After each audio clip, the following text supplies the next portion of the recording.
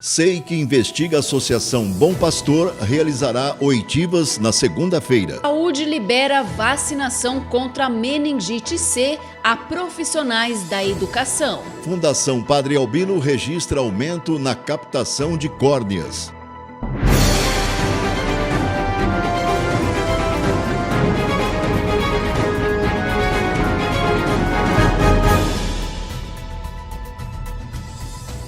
Olá, boa noite. Policiais civis da Delegacia de Investigações Gerais e Delegacia de Investigações sobre Entorpecentes prenderam um homem de 24 anos acusado de tráfico de drogas na tarde de terça-feira em Catanduva. De acordo com um boletim de ocorrência, por volta do meio-dia, policiais efetuavam diligências no bairro Jardim Eldorado, quando na rua Paranapuã se depararam com um suspeito na posse de 2 pequenos sacos. Ao notar a presença dos policiais, o infrator saiu correndo, mas acabou tropeçando e caindo na avenida, momento em que foi abordado. Com ele, foram apreendidos 49 pinos de crack e nos sacos os policiais encontraram mais 34 pinos de cocaína e 12 papelotes de maconha. Durante a ação policial, o rapaz assumiu a propriedade dos entorpecentes. Ele foi encaminhado para a sede das delegacias especializadas, onde foi autuado em flagrante. O homem foi preso. Já na tarde de ontem, quarta-feira, policiais civis da DIG e DIZI cumpriram mandado de busca e apreensão e prenderam um homem de 40 anos acusado de tráfico de drogas e posse irregular de arma de fogo em Catanduva. No boletim de ocorrência consta que os policiais civis vinham investigando o envolvimento do suspeito com o tráfico, sendo dirigida representação ao Poder Judiciário visando a expedição de mandado de busca e apreensão para a residência do acusado no residencial Martani. Por volta das 4h30 da tarde, as equipes se dirigiram até o imóvel onde o morador foi surpreendido, tendo em posse um tijolo e meio e 2 porções de maconha, uma garrucha calibre 22 com 4 cartuchos inteiros, uma balança de precisão e um aparelho celular. O acusado foi apresentado na sede da DIG e DIZI, onde foi autuado em flagrante, sendo recolhido na cadeia. Mudando de assunto, foi aberto o novo edital de concorrência do Parque Empresarial Chico Donato em Santa Adélia.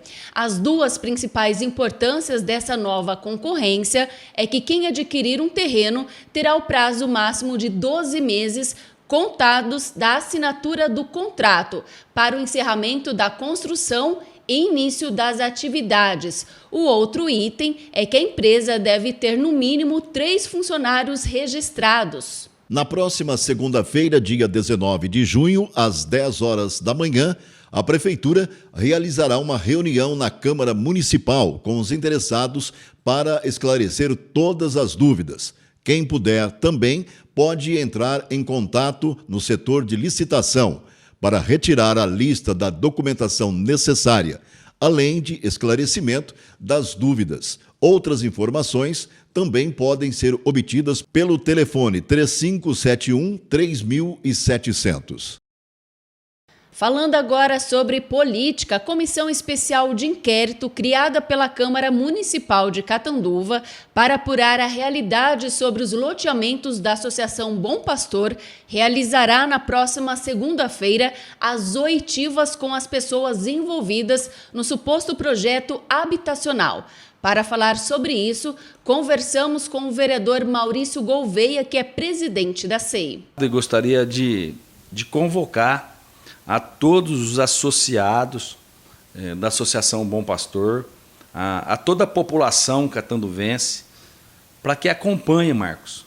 Na próxima segunda-feira, dia 19, a partir das 9 horas da manhã, vai se estender o dia todo e adentrar à noite também. A gente vai ter várias oitivas das pessoas, né, ligadas à Associação Bom Pastor, pessoas aí totalmente envolvidas com a associação, e eu já convoco e já convido, porque a Câmara ela vai estar totalmente aberta ao público, Se quiser acompanhar em loco aqui na Câmara, pode vir, né? E também pela página da Câmara Municipal, né? Pelo Facebook também, que vai ser transmitido ao vivo, né? E vai ser uma oitiva, já começa a partir das 9 horas, né? Com várias pessoas, como eu já disse, com várias pessoas envolvidas na Associação Bom Pastor, para trazer as claras, porque a gente já tem quase que 100% de documentação. Agora a gente vai partir para a segunda edição, que são as oitivas. E as oitivas é importante, porque você compara o que você tem de documentos e com o que a pessoa vai falar na realidade. Porque até agora foi, como eu já disse, essas pessoas há mais de 5 anos vêm sendo enganadas, né? Supostamente aí o prefeito ele tem aí direta e indiretamente uma responsabilidade muito grande perante essas 2 mil famílias que há mais de 5 anos não tem uma resposta, e a SEI vem para isso. A SEI vem para esclarecer, né? A SEI vem para tirar tudo a limpo, com documentos. Eu não acho, não, a gente tem documentos, né? Então é muito importante que a população participe na segunda-feira, ou se não puder estar presente aqui na Câmara, que acompanhe pelas redes sociais da Câmara Municipal, que vai ser muito importante. A gente vai trazer muitos fatos às claras, né? Como se diz, a água vai ser cristalina, e nós da SEI não temos nada a esconder. A gente está indo ao encontro dessas 2 famílias, que a gente quer resolver esse problema que se arrasta, essa mentira que se arrasta há mais de 5 anos.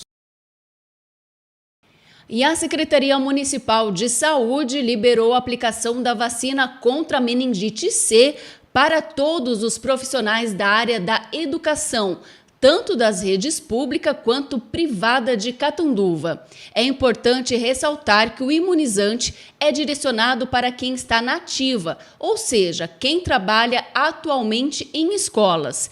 Para ser vacinado, basta procurar a unidade de saúde de referência do seu bairro.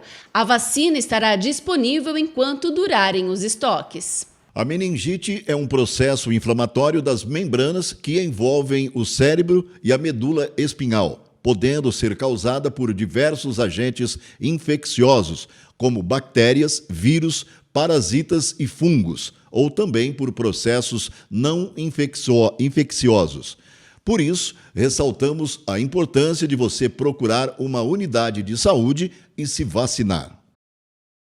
Ainda falando sobre saúde, após uma estagnação por conta da pandemia do coronavírus, as doações de córneas foram retomadas nos hospitais da Fundação Padre Albino neste segundo semestre de 2023. De acordo com dados da Comissão Intra-Hospitalar de Doação de Órgãos e Tecidos para Transplante dos hospitais Padre Albino e Emílio Carlos, janeiro a maio deste ano, foram autorizadas 39 captações. Conforme protocolo, atualmente existem 2 situações em que a identificação pode ser aplicada: pelo diagnóstico médico de morte encefálica, em que ocorre a possível doação de múltiplos órgãos, ou através da identificação de possíveis doadores falecidos, em que a família tem opção de manifestar o desejo da doação de córneas.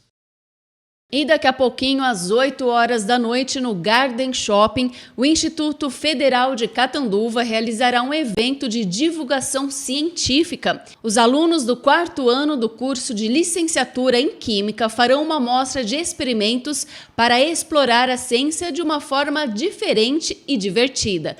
Também acontecerão mostras de trabalho de pesquisa e extensão do Instituto Federal Campus Catanduva. Fique agora com o quadro Cultura e Arte com Rafael Beck.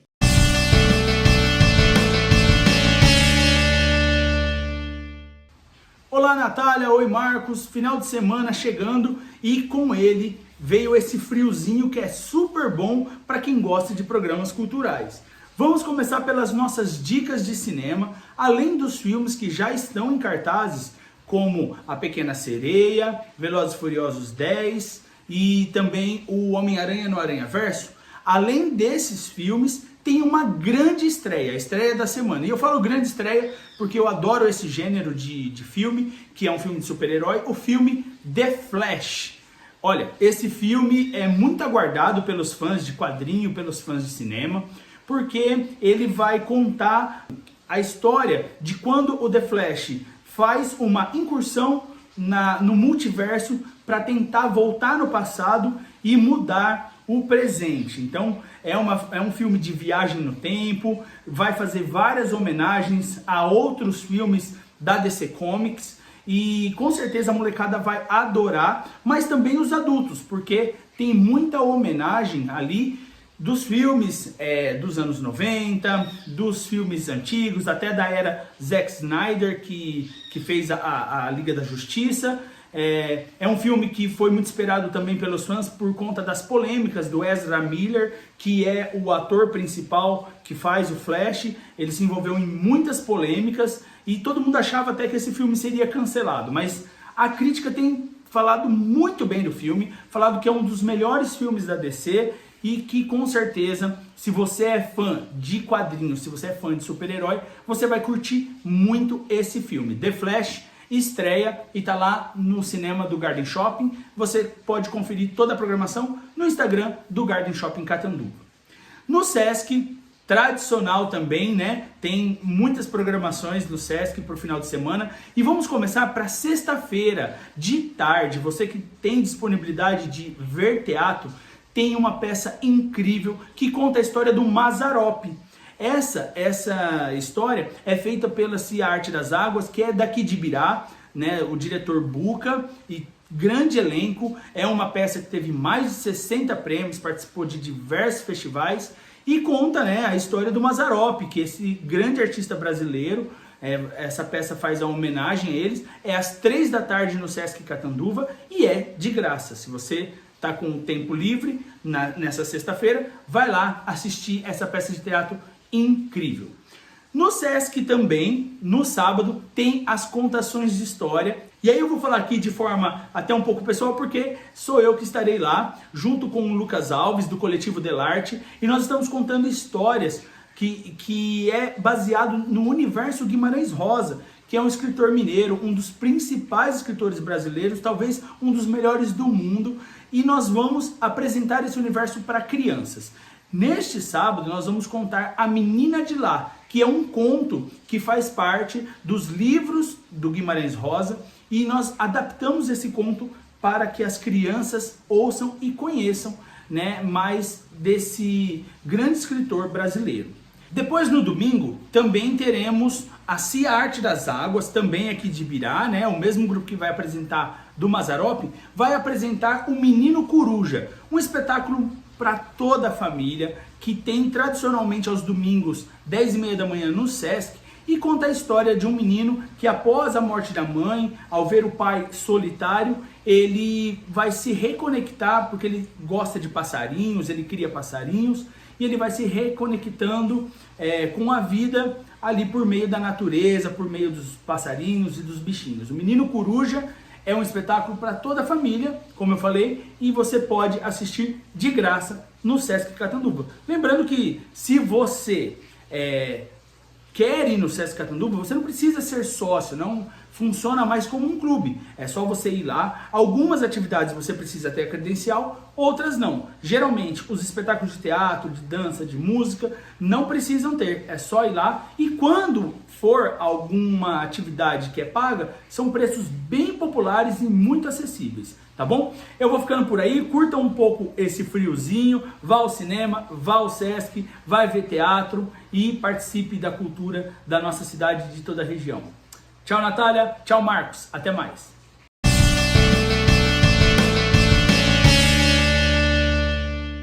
E foi inaugurado na tarde de hoje, quinta-feira, o empreendimento do programa Vida Longa do Governo do Estado, em parceria com a Prefeitura de Catanduva.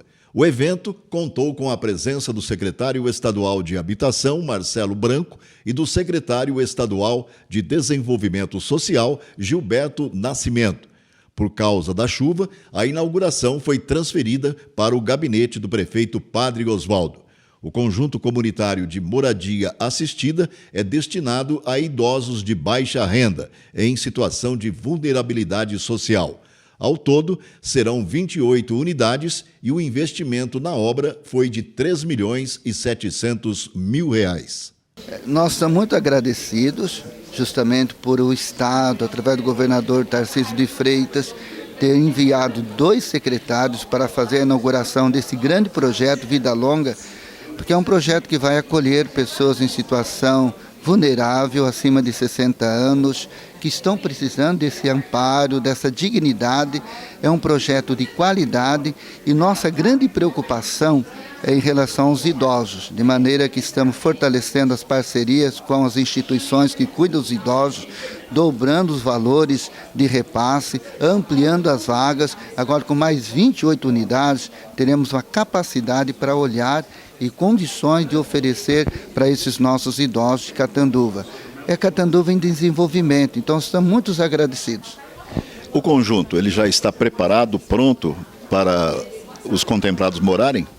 Está totalmente preparado, parte imobiliária também. Nós estamos agora fazendo a triagem para que, são muitos os pedidos, né? As pessoas que realmente mais necessitam possam ocupar os equipamentos. Quais foram os critérios para a escolha dos moradores? Primeiro, já são os critérios próprios, né? Vindo pela Secretaria de Desenvolvimento Social do Estado.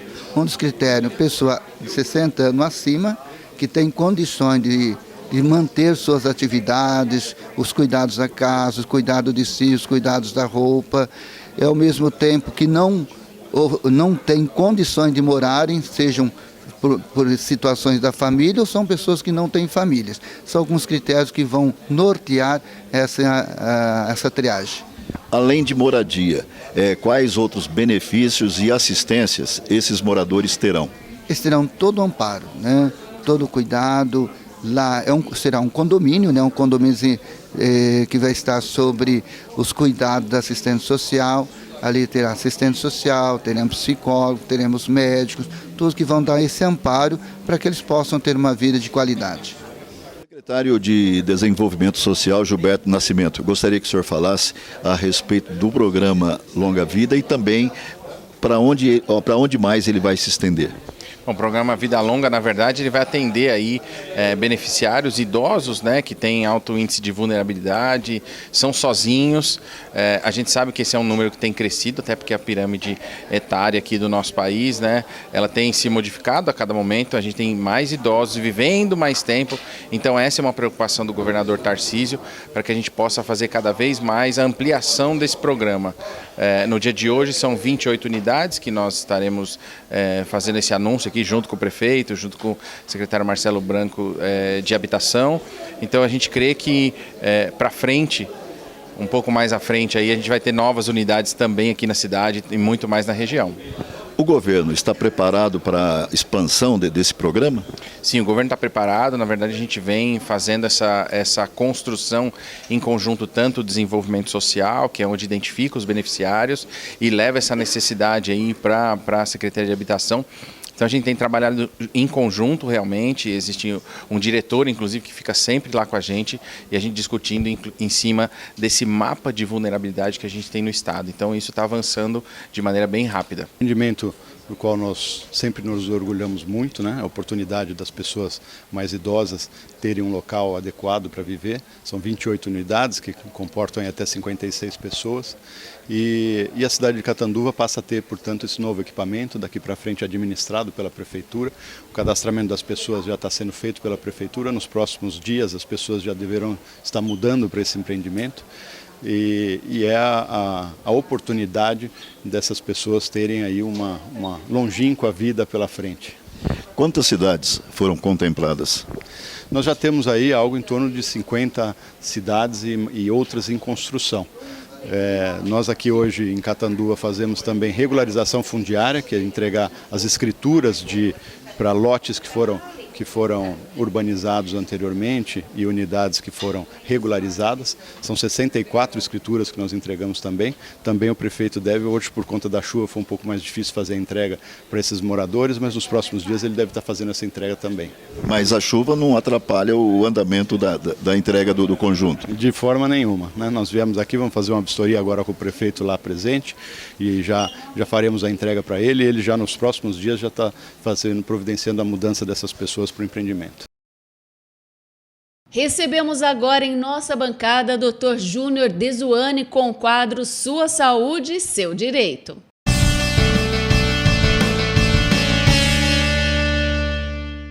Boa noite, amigos do Conecta, mais um programa aqui, Sua Saúde, Seu Direito. E hoje o nosso tema é prontuário médico, ou prontuário clínico, na verdade, né? Porque o prontuário clínico ele abrange mais do que a questão da relação médico-paciente, né? Você pode ter o relatório, o prontuário clínico do psicólogo, do seu dentista, enfim. Então, mas o mais comum é a questão do relatório do prontuário médico, então nós vamos nos ater aí a essa relação. Bom, primeiro a questão, o que é o prontuário, né? Porque é o prontuário de saúde, o prontuário clínico. Ele é o documento da relação do profissional de saúde para com o paciente. Então, é ali um documento onde vai estar todo o relacionamento, tanto pessoal quanto o relacionamento clínico, vai estar estabelecido, escrito ali nesse documento, que quem faz, né, quem preenche, quem tem a obrigação de preencher é o profissional de saúde que coloca todas as informações. Um dado histórico interessante é que há relatos de anotações clínicas, né, que seria um prontuário, então, que datam de 2.000 a 2.500 anos antes de Cristo. Né? Foram encontrados papiros egípcios onde já haviam ali anotações, né, de procedimentos cirúrgicos de alguns pacientes, isso há 2.500 anos antes. Então, é uma condição muito importante nessa relação aí da questão de saúde. Né? Então, qual a finalidade do prontuário? Né? Qual a finalidade? Então, vamos lá. A comunicação entre profissionais de saúde.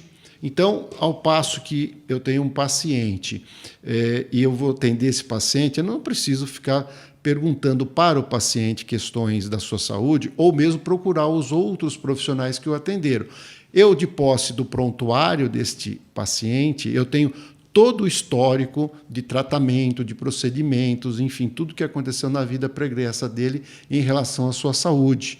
Então, é um histórico ali que está anotado essas situações, essas informações que são importantes para o novo tratamento ou para a continuidade do tratamento. Né? A outra importante também, aí vai para os profissionais de saúde, é a comprovação do limite da responsabilidade desse profissional. Porque ali está todo o histórico dessa relação, né?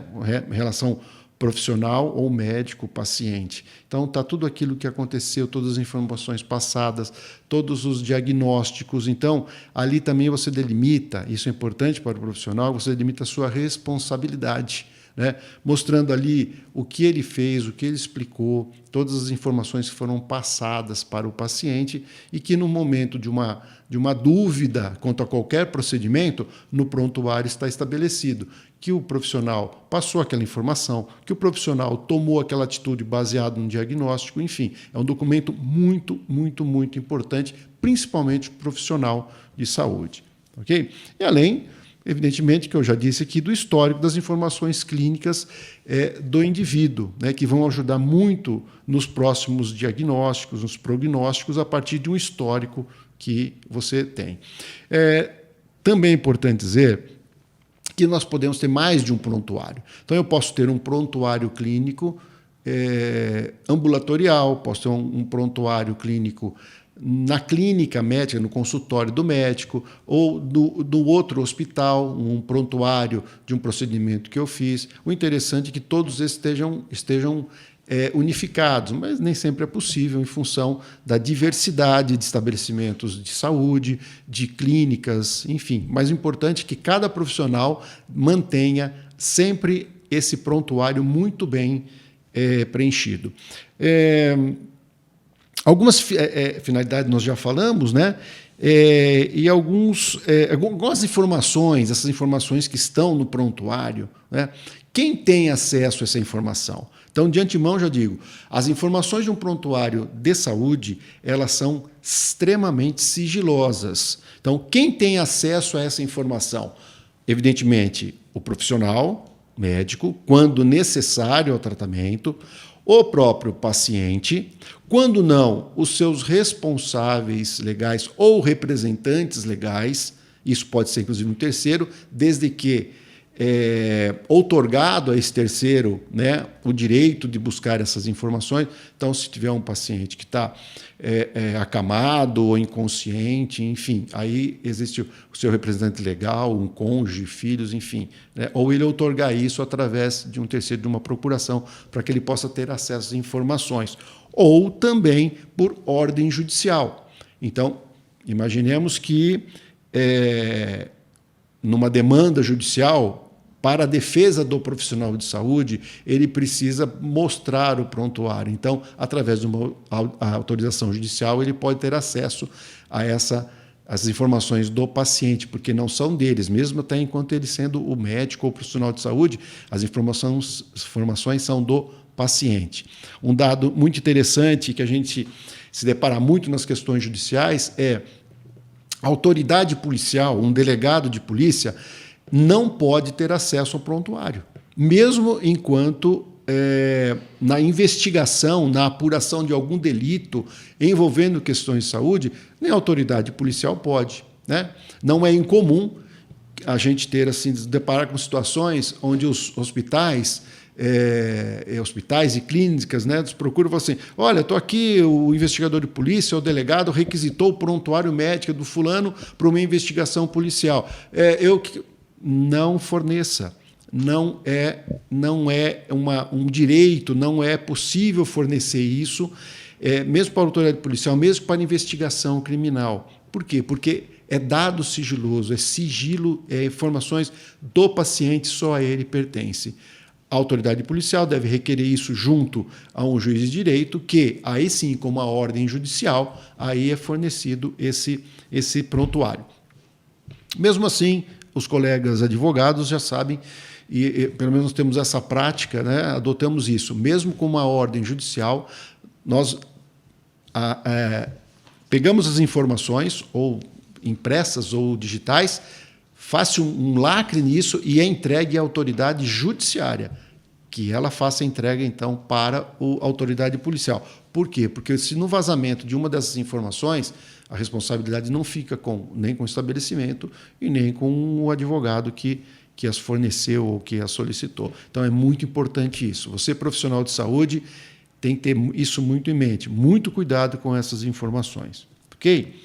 Bom, quais são os cuidados que o profissional de saúde deve ter com o prontuário? Né? Vamos lá. Primeiro, um detalhamento das informações e uma amplitude dessas informações, né? Muito bem detalhado. Não é incomum que o profissional de saúde ele coloque ali informações muito genéricas, muito resumidas. Por quê? Porque ele está acostumado com aquelas terminologias, com aquelas palavras, enfim, mas o prontuário médico não é dele, o prontuário de saúde não é dele, é do paciente. Então, quanto mais informações você colocar, quanto mais amplitude e o detalhamento das informações, melhor, inclusive para você no futuro ficar claro que você disponibilizou a maior quantidade de informações objetivas possíveis para o paciente. Tá? Legibilidade, né, de maneira clara. Hoje, muito pouco, né, se tem a questão da escrita, né, mais é digitalizado. Mas se você for ainda escrever, uma forma de legibilidade, que qualquer pessoa possa ler e não tenha interpretações dúbias do que está sendo, o que está escrito ali daquela informação. Ok? Importante, sem rasuras, sem borrões. Para quê? Para que esse prontuário tenha credibilidade. Porque esse prontuário vai ser usado muitas vezes no futuro, em caso de uma dúvida de possível erro de procedimento, de uma possível falha na prestação do serviço de saúde, o prontuário é que vai ser a defesa do profissional, né? Ou não, ou é o que vai incriminá-lo, porque ali vai estar todo o histórico. Então, Atenção nisso, que tenha ter credibilidade esse documento, né? Clareza nos termos de condutas terapêuticas, nós já falamos aqui, né? Compreensão daquele que é leigo, porque leigo tanto o paciente quanto o juiz são pessoas leigas. Isso fatalmente vai para um perito, e quanto melhor detalhado, quanto melhor informado, também fica mais fácil para a defesa desse profissional, né? Outro ponto importante, que não vou falar agora, é o sigilo da informação e guarda de todos esses dados, né? Na questão do sigilo, estamos tratando de dados sensíveis que estão já inseridos hoje na Lei Geral de Proteção de Dados. Além dos dados genéricos, nós temos as questões de raça, sexo e também de saúde. Então, dado de saúde é um dado sensível e deve ter uma atenção especial. Antes da Lei Geral de Proteção de Dados, o Conselho Regional de Medicina, o CFM, já tinha no Código de Ética Médica e os outros órgãos também da área de saúde, as questões do sigilo, da relação médico-paciente, relação do profissional de saúde com o seu paciente, né? Então, vamos para elucidar aqui. Então, se eu tenho uma condição, eu sou um médico, ou um psicólogo, que eu atendo um adolescente, por exemplo, e lembra, nós já falamos no programa anterior, há a possibilidade do adolescente não querer a presença dos pais junto em uma consulta. Ele é permitido, a autonomia da vontade. Em determinado momento, esse menor ele acaba não confessando, mas dizendo que faz uso de algum tipo de droga, enfim, alguma coisa. A princípio, como trata-se de um menor, a primeira noção que a gente vê assim, a obrigação do profissional de comunicar os seus responsáveis, o pai e mãe, de que aquele menor está fazendo uso de uma droga ilícita que pode causar mal à sua saúde. Porém, ele está impedido pelo sigilo, pela relação de confiança e pelo sigilo paciente, profissional de saúde ou médico. Ele pode constar no seu prontuário do paciente, a questão de que foi orientado a não fazer o uso, enfim, mas ele não deve passar essa informação para os pais. A menos, lógico, existem exceções, risco de vida iminente, enfim, aí são outras condições, mas na normalidade não deve. É questão do sigilo, ok? A questão de guarda, né? Quanto tempo esse prontuário deve ser guardado? Se físico, né, escrito em papel, a obrigação dos estabelecimentos de saúde ou clínicas é a guarda por 20 anos. Qual o marco inicial? Desde o último atendimento. Fiz uma última consulta, aí até 20 anos aquele prontuário tem que estar guardado. Agora, se for de forma digital, o tempo é indeterminado, ok? Tá? Então, algumas questões que também não são colocadas. Existe custo para entrega do prontuário? Não pode ser cobrado. É guarda do profissional do estabelecimento, mas os dados são meus. Então, não pode ser cobrado para fornecimento de um prontuário. Tá? Outra, qual o tempo para entrega do prontuário? Tá? Tem um prazo, 30, 60, 90 dias, enfim. Não existe, a lei não determina um prazo, mas estabelece um prazo razoável, né? O que seja um prazo razoável? Olha, se é só documentos que devem ser copiados, uma semana, 10 dias no máximo, né?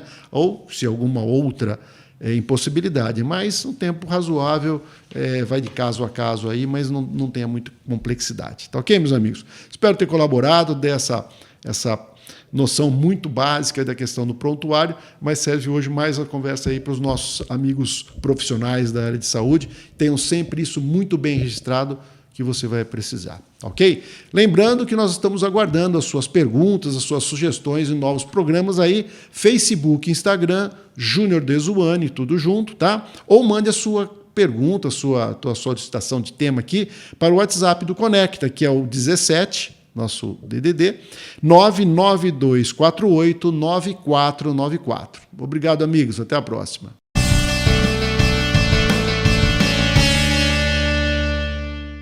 E o Jornal Conecta termina aqui. A todos uma ótima noite e até amanhã. Boa noite e até amanhã.